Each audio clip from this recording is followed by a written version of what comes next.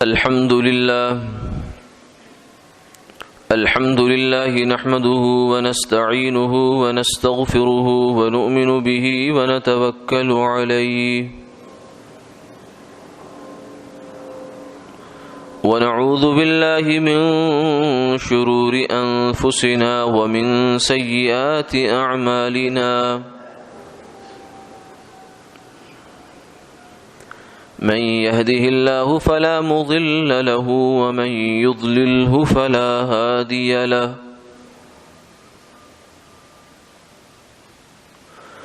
ونشهد أن لا إله إلا الله وحده لا شريك له ونشهد أن سيدنا وسندنا وحبيبنا وشفيعنا ومولانا محمدا عبده ورسوله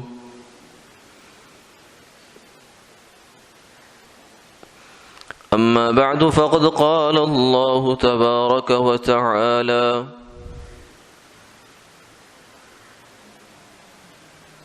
ولا تحسبن الله غافلا عما يعمل الظالمون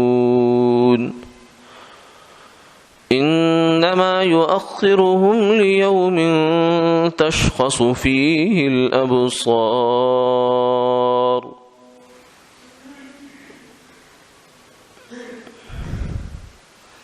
وقال النبي صلى الله عليه وسلم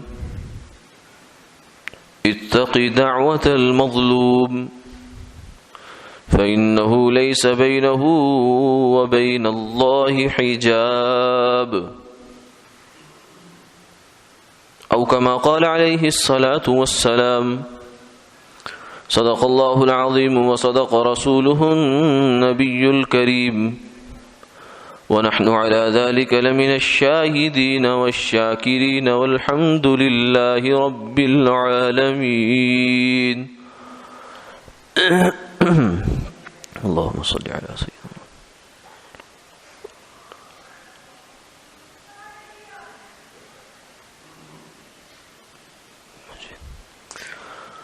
محترم و مکرم حاضرین و سامعین،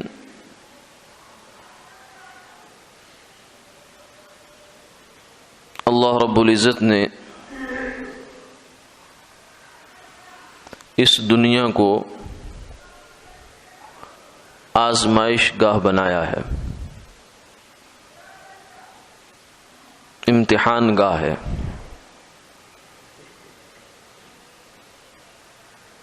اور امتحان گاہ میں جزا یا سزا نہیں ہوتی، چاہے کوئی جتنا عمدہ پرچہ حل کر رہا ہو، اس کی جزا ابھی ظاہر نہیں ہوتی، اور چاہے کوئی بالکل ہی غلط لکھ رہا ہو اس کی بھی سزا ظاہر نہیں ہوتی۔ ہاں، امتحان گاہ کے اندر اگر کوئی نظم کی خرابی کر رہا ہو تو اس کو پکڑا جاتا ہے، پوچھ پڑتال کی جاتی ہے، اور اگر کوئی نظم کو پوری طرح اس کا لے کر چل رہا ہو، اس کی کوئی خلاف ورزی نہ کر رہا ہو، تو اس کو اچھی نگاہ سے دیکھا جاتا ہے، اس کی تعریف بھی کر دی جاتی ہے۔ تو یہ سب چیزیں صرف امتحان گاہ کے اندر کی ہوتی ہے۔ الذی خلق الموت والحیاۃ لیبلوکم ایکم احسن عملا، یہ زندگی، یہ موت، پہلے بھی موت، پھر زندگی، پھر موت، پھر آگے ایک زندگی، یہ جو بیچ کی زندگی ہے، فرمایا کہ یہ ہم نے تمہاری آزمائش کے لیے بنائی ہے، اس میں ہم تمہیں جانچیں گے، آزمائیں گے، تمہیں ہم کچھ سوالات دے دیں گے زندگی کے جنہیں حل کر کے لانا ہوگا۔ اور دوسری بات یہ ہے کہ امتحان اس وقت تک امتحان نہیں ہوتا جب تک اس میں ناکامی کے امکانات نہ ہوں۔ جہاں سارے کامیاب ہو جائیں تو اسے امتحان نہیں کہتے، وہ کہتے مذاق ہے، یہ تو گھوڑا اور گدھا برابر کر دیا ہے، سبھی پاس، سبھی 100 نمبر، تو یہ امتحان نہیں ہے، یہ تو ایک علامتی کارروائی ہے، اس پر کوئی آدمی بھی راضی نہیں ہوتا۔ یعنی آج اگر ملک کا تعلیمی ادارہ بڑا جو بورڈ ہے وہ اعلان کر دے کہ آئندہ ہر تعلیمی ادارے میں جو بھی امتحان ہوگا اس میں ہر امیدوار کو، ہر شریک کو 100 نمبر دے کر پاس کر دیا جائے گا، تو اس کو ایک دن کے لیے کیا 1 گھنٹے کے لیے بھی برداشت نہیں کیا جائے گا۔ فوراً یہ کہا جائے گا کہ یہ کیا بات ہوئی کہ جو زندگی، جو راتیں جاگ جاگ کر امتحان محنت کر رہا ہے، خواہشات ترک کر رہا ہے، وقت کو قیمتی بنا رہا ہے، وہ، اور دوسری جانب جو آوارہ گردی کر رہا ہے، جس نے کتاب کھول کر نہیں دیکھی اور جس نے ایک دن بھی پڑھائی میں دل سے نہیں پڑھا، وہ اور دونوں بالکل برابر۔ یہ کیسی بات ہے؟ یہ کیسا نظام ہے؟ یہ کیسا اصول ہے؟ تو اسی اصول کو اللہ تعالیٰ بھی قرآن میں ہمیں بتاتے ہیں، فرماتے افنجعل المسلمین کالمجرمین ما لکم کیف تحکمون، اے انسانوں کیا مسلمان اور مجرم، ماننے والے اور نہ ماننے والے، دونوں کو ہم برابر کر دیں گے؟ ما لکم کیف تحکمون، کیا ہو گیا تمہیں، تمہاری عقلوں پر کیا ہو گیا؟ کیف تحکمون، کیسے فیصلے صادر کر رہے ہو کہ سب کا ایک ہی تول میں تل جائیں گے؟ نہیں، ایسا نہیں ہوگا۔ قیامت کے دن یہ اعلان ہوگا وَامْتَازُوا الْيَوْمَ أَيُّهَا الْمُجْرِمُونَ، اے مجرموں جدا ہو جاؤ، الگ ہو جاؤ، اور جو مطیع و فرما بردار ہیں وہ ایک طرف ہو جائیں، مجرمین ایک طرف ہو جائیں۔ تو اس لیے اللہ تعالیٰ نے دنیا میں یہ نظام، یہ امتحان گاہ ہے، لیکن دنیا کے امتحان میں یہ ایسا ہوتا ہے کہ بظاہر مجرم کو سزا نہیں ملتی۔ یعنی ایک بندہ غلط امتحان پرچہ دے رہا ہے، اس درس گاہ میں غلط پرچہ دینے والا اور صحیح پرچہ دینے والا دونوں ایک جیسی سہولتوں سے فائدہ اٹھا رہے ہیں، اس کو بھی پنکھا ہوا دے رہا ہے، اس کو بھی روشنی وہی اسی طرح پہنچ رہی ہے جس طرح غلط پرچہ دینے والے کو پہنچ رہی ہے، جس طرح صحیح پرچہ دینے والے کو پہنچ رہی ہے، تو وہاں کچھ نہیں ہو رہا۔ اب اگر کوئی انسان صرف امتحان گاہ کو ہی ساری زندگی سمجھ لے، وہ کہے کہ بس یہی سب کچھ ہے، تو وہ تو بڑے اشکال میں پڑ جائے گا، بڑی پریشانی شروع ہو جائے گی۔ یہ کیا بات ہے کہ جو صحیح کام کر رہا ہے وہ بھی اسی درجے میں ہے اور جو غلط کر رہا ہے وہ بھی اسی درجے میں ہے، اس کو بھی وہی نعمت مل رہی ہے، اس کو بھی وہی سب کچھ مل رہا ہے، یہ کیا بات ہے؟ لیکن ایسا کوئی نہیں کہتا۔ وجہ اس کی یہ ہے کہ سب کو پتہ ہے کہ یہ جو ڈیوریشن ہے، یہ دورانیہ، یہ صرف ایک آزمائش کا وقت ہے، نتائج بعد میں ہے، نتیجہ بعد میں ہے کہ کسی نے کیا کیا۔ سوف ترى اذا انكشف الغبار افرس تحت رجلك ام حمار، نتیجہ بعد میں ہے، تو ان قریب دیکھے گا جب غبار چھٹے گا کہ تیرے نیچے گھوڑا ہے یا گدھا ہے۔ غبار میں تو نہیں پتہ چلتا سواری کیا ہے، غبار چھٹتا ہے، دھول بیٹھتی ہے، تو پھر پتہ چلتا ہے کون ہے، کیسا ہے۔ تو اس لیے کسی آدمی کو اعتراض نہیں ہوتا اس پر۔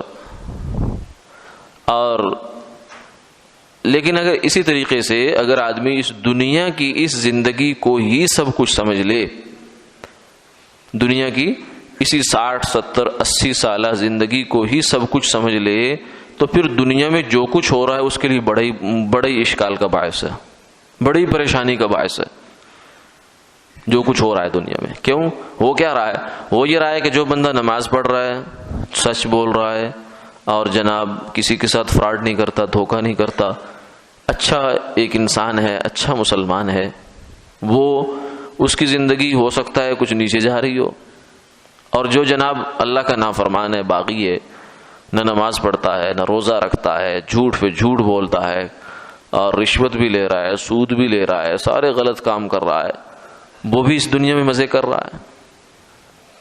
تو یہ فوراً ایک سوال پر یہ کیا ہے؟ تو اگر تو آپ اس دنیا کو آزمائش گاہ سمجھتے ہیں، امتحان گاہ سمجھتے ہیں، تو پھر کوئی اشکال نہیں ہے، کیونکہ دنیا ہے، آزمائش کی جگہ ہے، دارالامتحان ہے، کمرہ امتحان ہے، یہاں کسی کو رزلٹ ملنا کوئی نہیں، رزلٹ کا دن اور ہے، مالک یوم الدین، مالک ہے روز جزا کا، الدین جزا، بدلہ۔ عدلے کا بدلہ، یعنی جو کیا ویسا اس کو انسان کو آگے جو بدلہ مل جائے گا وہ ہے یوم جزا۔ تو اللہ تعالیٰ نے وہ دن جزا کا اور بدلے کا ایک رکھا ہوا ہے، وہاں جا کے ہوگا۔ اس لیے فرمایا کہ دنیا میں ممکن ہے تمہیں ایسا لگے کہ ظالم تو ظلم کیے چلے جا رہا ہے، ظلم تو ظالم کی جاگیر ہے، جیسے مرضی کرے، اس کو کوئی پکڑنے والا نہیں ہے، اور مظلوم بیچارہ جو ہے اس کے پاس صرف تسلی اور دلاسا ہے، اور کیا اس کے پاس۔ دنیا میں ممکن ایسا لگے، لیکن فرمایا لا تحسبن اللہ، اے انسان اللہ کو ہرگز ہرگز ہرگز کبھی بھی تو اس مجرم کے، ظالم کے ظلم سے غافل نہ سمجھ۔ لا تحسبن اللہ غافلا عما يعمل الظالمون، یہ جو ظالم جو کام کر رہا ہے اللہ اس سے غافل ہے، اس کو پتہ نہیں کیا کر رہا ہے، پتہ ہے اس کو، تو پھر پکڑتا کیوں نہیں؟ پکڑتا اس لیے نہیں ہے کہ یہ جگہ پکڑ کی ہے نہیں۔ انما یؤخرہم لیوم تشخص فیہ الابصار، یہ اس دن کے لیے اس کو ڈیلے کر رہا ہے، اس دن کے لیے جس دن آنکھیں چڑھ جائیں گی، یعنی قیامت کا دن۔ اس دن ظالم کے لیے ظلم، فرمایا الظلم ظلمات یوم القیامہ اتقوا الظلم۔ سرکار دو عالم صلی اللہ علیہ وسلم نے فرمایا کہ ظلم سے بچو، کیونکہ ظلم قیامت والے دن اندھیروں کی شکل میں آئے گا، اندھیرا ہی اندھیرا۔ فإن الظلم ظلمات یوم القیامہ، اور آج کا مظلوم قیامت والے دن کا خوش بخت ہے، آج کا ظالم قیامت والے دن کا محروم ہے، مجبور ہے، اور وہاں کا گویا کہ مظلوم ہے۔ دنیا کی زندگی ہے کتنی سی؟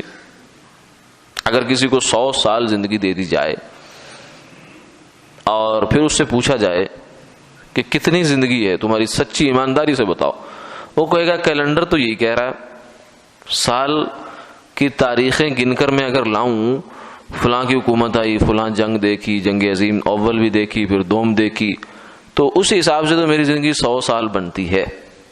لیکن اگر سچ پوچھو تو کل کی بات ہے، کل کی بات ہے، کل کی بات ہے کہ ہم یہاں کھیلا کرتے تھے، کل کی بات ہے کہ فلاں دور حکومت آیا، کل کی بات ہے کہ یہ ہوا، کل کی بات ہے وہ ہوا۔ کل سے پرسوں کی طرف نہیں جاتا آدمی، کل کی بات ہی کہتا ہے اس کو۔ تو حقیقت میں دنیا ہے ہی اتنی سی، یہ کوئی اتنی لمبی زندگی نہیں ہے، چاہے 100 سال ہے چاہے 200 سال ہے کل کی بات، یہ آج اور کل کے اندر ہی یہ بات سمٹ جائے گی۔ تو اس لیے فرمایا کہ اللہ کی نظر میں، ہماری نظر میں ممکن ہے یہ وقت لمبا ہے، لیکن اللہ کی نظر میں جس نے پوری کائنات کو بنایا ہے اور ابد الآباد تک جنت تو ہمیشہ ہمیشہ رہنی ہے، آگے کتنا زمانہ ہے، زمانے کا بھی آگے زمانے ہیں، اس کی نظر میں یہ 50 60 70 سال کتنی، کیا اس کی حیثیت ہے؟ کچھ بھی نہیں ہے۔ ہماری نظر میں نہیں تو بنانے والے کی نظر میں کہاں سے ہوگی؟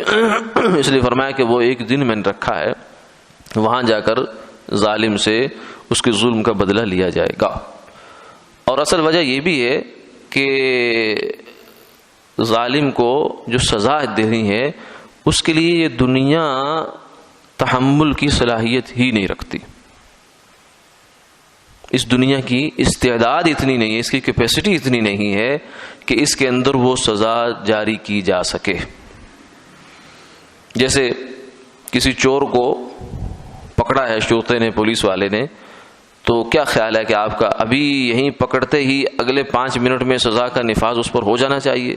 نہیں ہوتا، ہو ہی نہیں سکتا۔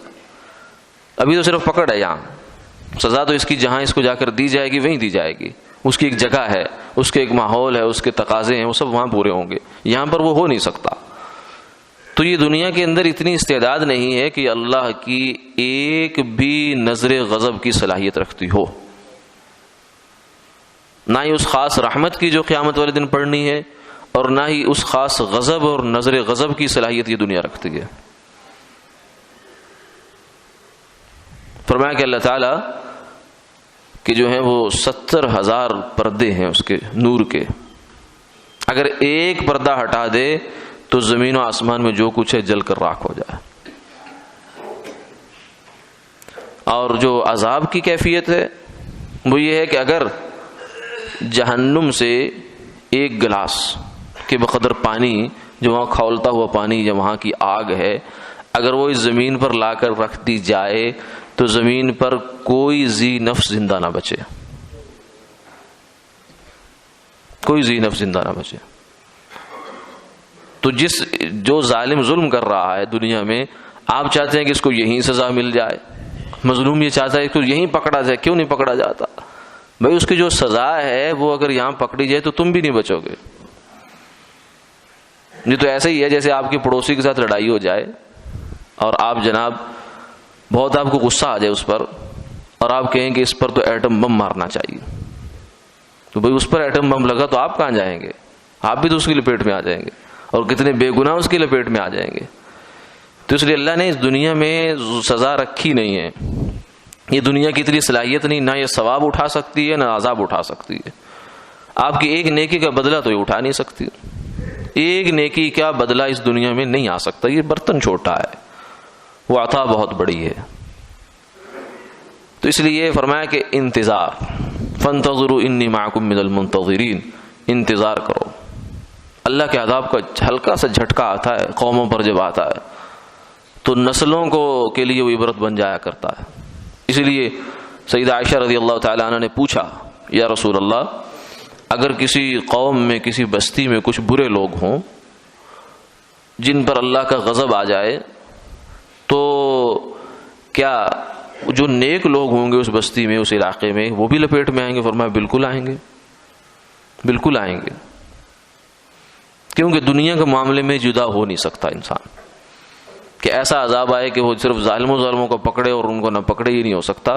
دنیا کا معاملہ سب کا یکساں ہے، اکٹھے ایک جیسی چلے گا، کچھ زیادہ فرق نہیں ہوگا۔ قیامت والے دن فرق ضرور ہوگا، لیکن دنیا کے اندر رہتے ہوئے ایسا فرق ہوتا نہیں ہے۔ اس لیے فرمایا کہ اگر ایک آدمی نافرمانی کر رہا ہے تو اس کی نافرمانی کو دیکھ کر ہم اس بات سے مطمئن نہ ہو جائیں کہ میں تو نافرمانی نہیں کر رہا، اس لیے کہ اس کی نافرمانی کے نتیجے میں جو نحوست ہے وہ آپ کو بھی ملے گی۔ اگر ایک گھر میں بے نمازی ہے، اس کی جو نحوست ہے وہ 5 نماز والوں پر بھی پڑے گی۔ اگر ایک گھر میں کوئی بد کردار آدمی ہے، ایک علاقے میں، ایک سوسائٹی میں، تو اس کی وجہ سے جو لعنت ہے وہ اس کا اثر دوسروں پر بھی پہنچے گا۔ تو اس لیے فرمایا کہ اپنے ماحول کے اوپر نظر رکھنی چاہیے، امر بالمعروف اور نہی عن المنکر کرتے رہنا چاہیے، نیکی کا حکم اور برائی سے لوگوں کو بچاتے رہنا چاہیے۔ یہ معاملہ اکٹھا ہے، اکٹھے مریں گے، اکٹھے جئیں گے۔ اس لیے کچھ لوگ کہتے ہیں جی آپ کو کیا ہے، کوئی اپنے گھر میں کچھ بھی کرے، نہیں بھائی، اپنے گھر کا مسئلہ نہیں ہے، یہ مسئلہ اجتماعی ہے۔ آپ کی نیکی کا اثر اس پر پڑ رہا ہے اور اس کی برائی کا اثر آپ پر پڑ رہا ہے۔ یہ دنیا میں ایسا ہی ہے، دنیا میں ایک لا الہ الا اللہ والے کی برکت سے سارے کافر روٹی کھا رہے ہیں۔ اس لیے فرمایا کہ جب تک اس زمین میں لا الہ الا اللہ، اللہ اللہ کہنے والا ایک انسان موجود ہے، قیامت نہیں آ سکتی۔ گویا کہ یہ دنیا اللہ کے نام سے قائم ہے۔ تبارک اسم ربک، تیرے رب کا نام بڑا بابرکت، اس نے زمین و آسمان کو تھام رکھا ہے۔ جب تک یہ نام باقی ہے یہ نظام باقی ہے۔ تو اس لیے جیسے مسلمان کی نیکی کا اثر کافر پر پڑتا ہے تو کافر کی برائی کا اثر بھی مسلمان پر پڑتا ہے، نافرمان کی نافرمانی کا اثر بھی نیک آدمی پر پڑتا ہے۔ تو اس لیے عرض یہ کر رہا تھا کہ دنیا کا نظام اللہ نے آزمائش رکھا ہے، یہ امتحان ہے، لیکن جزا آگے ہے، اور آگے بڑی سخت جزا ہے۔ دنیا میں بھی اللہ اس کا جھٹکا دے دیتے ہیں، بعض دفعہ اس کا اثر اس طریقے سے تو ظاہر نہیں ہوتا جیسے جہنم میں جا کر ہوگا۔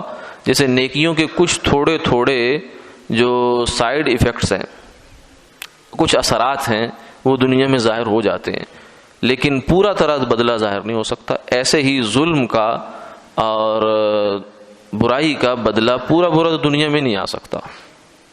وہ آئے بھی کیسے؟ فرمایا کہ جو قبر میں بے نمازی کو جو اژدہا ڈستا ہے ایک نماز چھوڑنے پر، بڑا سانپ ہے، وہ فجر کی نماز چھوڑی ہے تو ظہر تک ڈستا رہے گا، اگر آگے ظہر پڑی ہے تو چھوٹ ہو جائے گی عصر تک، پھر آگے عصر سے حساب اگلا شروع ہو جائے گا، عصر پڑی ہے تو پھر چھوٹ ہو جائے گی مغرب تک، ورنہ پھر وہ دوبارہ اپنی کارروائی شروع کرے گا۔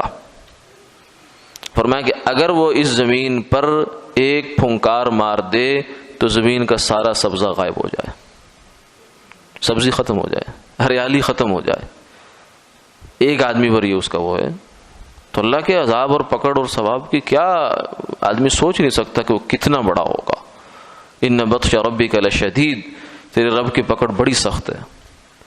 تو اس لیے وہ پوری طرح تو عذاب یہاں نہیں آ سکتا، ظاہر نہیں ہو سکتا، لیکن اس کے کچھ نہ کچھ اثرات ہیں، جیسے نماز چھوڑنے کے اثرات دنیا میں بھی ہیں۔ اصل تو سزا وہ ہے جو قیامت والے دن ہے یا قبر سے جس کی ابتدا ہوتی ہے، لیکن اثرات دنیا میں بھی ہیں۔ دنیا میں جو آدمی نماز چھوڑتا ہے رزق کی تنگی ہوتی ہے، زندگی تنگ ہو جاتی ہے۔ وَمَنْ أَعْرَضَ عَنْ ذِكْرِي فَإِنَّ لَهُ مَعِيشَةً ضَنْقًا، جو میرے اندر میری یاد سے منہ موڑتا ہے۔ اللہ کی یاد کی بہترین صورت نماز ہے۔ جو آدمی نماز نہیں پڑھتا وہ سارا دن تسبیح پڑھتا رہے، اس کی یاد کا کوئی اعتبار نہیں ہے، یہ یاد کسی کھاتے میں نہیں، کہتے میں اللہ کو بڑا یاد رکھے ہوئے ہوں، لیکن نماز نہیں ہے تو یاد کس کام کی؟ اس لیے کہ یاد کرنے والوں کے جو سردار ہیں سید الاولین والآخرین، امام الانبیاء والمرسلین، آپ نے نماز نہیں چھوڑی۔ فرمایا جعلت قرۃ عینی فی الصلاۃ، نماز میں میری آنکھوں کی ٹھنڈک ہے۔ تو جب آپ نے نہیں چھوڑی تو ہم کون ہوتے ہیں چھوڑنے والے؟ آج کو بندہ یہ کہ میں بڑی یاد کرتا ہوں اللہ کی، میں تو ہر دم اللہ کو یاد رکھتا ہوں، مجھے نماز کی کیا ضرورت ہے؟ نہیں بھائی، اگر ایسی یاد سے نماز چھوٹ سکتی ہوتی تو سب سے پہلے انبیاء علیہ السلام چھوڑتے، لیکن انہوں نے تو نہیں چھوڑی، وہ تو آخر دم تک نماز پڑھتے رہے۔ تو اس لیے جو ہے نماز اللہ تعالیٰ کی یاد کی بہترین صورت ہے۔ فرمایا جو بندہ میری یاد سے منہ موڑتا ہے فإن له معیشة ضنقا، میں اس کی زندگی تنگ کر دیتا ہوں۔ ہمارے خیال میں تنگی کا مفہوم کچھ اور ہے، ہمارا بڑا علم محدود سا ہے نا، ناقص تجربہ، ناقص علم، ناقص مشاہدہ، ناقص احساسات۔ وما اوتیتم من العلم الا قلیلا، کیا کریں کیا؟ اللہ فرماتے میں نے تمہیں علم دی تھوڑا سا ہے۔ ولا یحیطون بشیء من علمی، تم تو میرے علم کا ایک ذرے کا بھی احاطہ نہیں کر سکتے۔ تو اس لیے ہمارے اپنے تجربے، اپنے انالیسس ہوتے ہیں ہمارے۔ ہم سمجھتے ہیں کہ زندگی تنگ ہونے کا مطلب کیا ہوگا کہ جناب اس کی جیب سے پیسے ختم ہو جائیں گے، ٹھیک ہے، وہ کہیں سودا بیچنے جائے گا، سودا نہیں بکے گا، دکان اس کی کوئی گاہک دن بھر نہیں آئے گا کیونکہ اس نے نماز چھوڑی ہے۔ ہمارے خیال میں کچھ ایسا مفہوم ہوتا ہے، لیکن اللہ تعالیٰ زندگی تنگ کرنے کے لیے ان صورتوں کے محتاج نہیں ہے۔ ہم زندگی کی تنگی سمجھتے ہیں ان صورتوں کے اندر، یہ صورتیں ہیں تنگی کی، یہ حقیقت نہیں ہے تنگی کی۔ تنگی کی حقیقت جو ہے وہ کچھ اور ہے، زندگی کی فراخی کی حقیقت کچھ اور ہے، یہ صورتیں ہیں۔ فرمایا کہ میں اس کی زندگی تنگ کروں گا ان سب صورتوں کے اندر رکھ کر، جس کو تم سمجھتے ہو نا اطمینان کی صورتیں، یعنی کیسے تنگ ہوگی زندگی اس کی؟ وہ حرام مال سے مثلا نماز چھوڑی، حرام کمایا، بڑا اچھا بنگلہ بنائے گا، بڑا ہی اچھا واش روم بنائے گا کروڑوں روپیہ لگا کر، لاکھوں روپیہ لگا کر، اور بڑے ہی اچھا بیڈ روم بنائے گا، اس کے اندر بڑے ہی اچھا بیڈ لے کر آئے گا، بڑے سسٹم، بڑے نظامات والا، ٹھیک ہے، اور جب اس پر رات کو سونے لگے گا تو نیند نہیں ہوگی۔ اب اسباب تو سارے موجود ہیں، زندگی کی وسعت والے، فراخی والے، راحت والے، اطمینان والے اسباب سارے ہیں، ہماری نظر مانی جاتی۔ اللہ وہ کام کرتے ہیں جو ہماری نظر میں، ہمارے علم میں، ہمارے عقل میں آ ہی نہیں سکتا۔ تو فرمایا کہ یہ تو تمہارا نظام ہے کہ تم کسی کو تنگ کرنا چاہتے ہو، اس کے اسباب راحت ہٹا دیتے ہو تاکہ تنگ ہو جائے وہ، لیکن میرے نزدیک یہ نہیں ہے، میں تو اسباب راحت رکھتے ہوئے اس کی راحت چھین سکتا ہوں، اس کے پاس سارے اسباب ہوتے ہوئے اس کو پریشان کر سکتا ہوں، کر دیتا ہوں، مثال ہے اس کی۔ اس لیے کروڑوں لاکھوں سے وہ چیزیں تو خرید لائے گا، لیکن سکون کوئی ایسا بازار نہیں ہے جہاں سے میں نے رکھا ہو، جہاں اس کو مل جائے۔ تو اس لیے دنیا کے اندر بھی فرمایا بعض دفعہ اس کے اثرات پڑ جاتے ہیں۔ فرمایا اتقی دعوت المظلوم، مظلوم کی دعوت سے، بد دعا سے بچو، مظلوم کی بد دعا سے بچو۔ بد دعا مظلوم کی جو ہوتی ہے یہ عرش کو ہلا دیتی ہے۔ فإنه ليس بينها وبين الله حجاب، اللہ کے درمیان اور اس کے درمیان کوئی پردہ نہیں ہے، کوئی پردہ نہیں ہے۔ یعنی اس وقت وہ جو بیچارگی کی کیفیت میں ہوتا ہے، ایک عاجزی کی کیفیت میں چلا جاتا ہے۔ عاجز کہتے ہیں نا، فلاں بندہ اس کام سے عاجز آ گیا، بے بس ہو گیا، بے بس، بے چارہ، بے بس، بے سہارا، کوئی کہیں سنوائی نہیں ہے اس کی۔ یعنی ایسی کیفیت میں چلا گیا کہ اس نے دائیں بھی پوچھا، کسی نے کہا ہم کچھ نہیں کر سکتے، کوئی حکومت کا، عدالت کا، کسی انتظامیہ کا، کسی بڑے کے دروازے کھٹکھٹائے، انہوں نے کہا ہم کچھ نہیں کر سکتے، اس معاملے میں ہم کچھ نہیں کر سکتے۔ اب وہ ایک دروازہ آخری وہ جو ہے وہ اس کا رہ جاتا ہے، پھر وہ جب اس کو کھٹکھٹاتا ہے تو فرمایا کہ میں پھر اس کو بادلوں سے اوپر اٹھاتا ہوں اور میں پھر اسے کہتا ہوں کہ صبر، تھوڑی دیر صبر کر، میرا ایک نظام ہے دنیا، میں اس نظام کے اندر رکھتے ہوئے ہی اس ظالم کو پکڑوں گا اس کو ضرور پکڑوں گا، تیری دعا میرے ہاں آ گئی، قبول ہو گئی، عرضی منظور ہو گئی۔ اس نے فرمایا اس سے بچو، یہ تیر ایسا ہے جو نشانے سے خطا نہیں ہوتا۔ چند تیر ایسے فرمائے ہیں اللہ کے پیارے حبیب صلی اللہ علیہ وسلم نے جو نشانے سے خطا نہیں ہوتے، جن میں سے ایک دعا ہے والدین کی اولاد کے لیے، والد کی دعا اولاد کے لیے، فرمایا اس کے درمیان بھی اور اللہ کے درمیان کوئی حجاب نہیں ہے، اور مظلوم کی دعا کے درمیان بھی کوئی حجاب نہیں ہے، یعنی اس تیر نے نشانے پر لگنا ہی لگنا ہے۔ آگے اس کا اثر کب ظاہر ہو ایک علیحدہ بات ہے۔ جیسے اگر ہاتھی کو آپ زہر کا ٹیکا لگا دیں تو وہ مرنا اتنا جلدی اس میں تھوڑی ہے کہ 1 منٹ کے اندر اندر ہی مر جائے گا، وہ وقت لگتا ہے لیکن ہوگا ضرور۔ تو اللہ تعالیٰ کا یہ وعدہ ہے مظلوم کے ساتھ کہ اگر تیرے اوپر کہیں ظلم ہوا ہے تو پریشان نہ ہو، تو دل چھوٹا نہ کر، میں تیرے ساتھ ہوں۔ جب دنیا کے سارے سہارے تیرے سے ہٹ گئے، نکل گئے، چلے گئے، شکر کر، کیونکہ اب میں تیرا سہارا ہوں۔ اور جب تیرا اعتماد دوسرے سہاروں پر تھا پھر میں بھی تھوڑا پیچھے تھا۔ اللہ تعالیٰ بندے کے ساتھ اس وقت ہوتا ہے جب بندہ بندوں سے ہٹ جاتا ہے، کٹ جاتا ہے۔ اس لیے فرمایا نا کہ سب سے بہترین قبولیت دعا کا وقت کون سا ہے؟ آخر اللیل، جوف اللیل، ای الدعاء اسرع اجابہ۔ فرمایا کہ سب سے زیادہ قبولیت دعا کا وقت ہے رات کا پیٹ، یعنی آخری حصہ رات کا، آخری حصہ یعنی مغرب سے لے کر اور فجر کی اذان تک جتنا وقت ہے اس کو 3 حصوں میں بانٹ لیں، آخری جو 1/3 بچتا ہے یہ وقت۔ اس وقت میں فرمایا کہ میرے اور بندے کے درمیان کوئی رکاوٹ نہیں ہوتی، کیونکہ وہ ہوتا ہے اور میں ہوتا ہوں۔ دن میں بھی وہ تو ہوتا ہے ہمارے ساتھ، وَنَحْنُ أَقْرَبُ إِلَيْهِ مِنْ حَبْلِ الْوَرِيدِ، ہماری شارک سے زیادہ قریب ہے، لیکن ہم اس کے ساتھ نہیں ہوتے۔ وہ تو ہمارے ساتھ ہے لیکن ہم اس کے ساتھ نہیں ہوتے۔ اس وقت میں پھر ایسا ہوتا ہے کہ ہر چیز سو چکی ہوتی ہے، جتنے بھی جاگنے والے ہیں وہ سب جاگ کر اس وقت میں سو جاتے ہیں، اور جو اصل جاگنے والے ہیں پھر وہ جاگ جاتے ہیں اور پھر اللہ تعالیٰ کے حضور عجز و نیاز کرتے ہیں۔ اس وقت فرمایا کہ میری رحمت آسمان دنیا پر آتی ہے اور آ کر یہ ندا کرتی ہے، یعنی عام اوقات میں ہم دعا کرتے ہیں کہ یا اللہ یہ دے دے، یہ دے دے، یہ دے دے، ظہر، عصر، مغرب، عشاء، فجر، یہ ہماری دعا جاری ہے نا۔ اس وقت اللہ کی طرف سے ندا آتی ہے، حل من مستغفر اغفر له، ہے کوئی بخشش مانگنے والا، ہے کوئی زندگی کے پاپ، زندگی بھر کے گناہوں کو جھولی میں لا کر سامنے ڈال دینے والا کہ یہ اب بخش دے؟ ہے کوئی ایسا بادشاہ کہ جو یہ کہے کہ میرے سامنے نافرمانیاں لاؤ اپنی، تب میں خوش ہو جاؤں گا تم سے؟ ہم تو چھپاتے ہیں، مخلوق سے چھپانا ہی پڑتا ہے، کیونکہ مخلوق کبھی معاف نہیں کرتی، چاہے ماں باپ ہی ہوں۔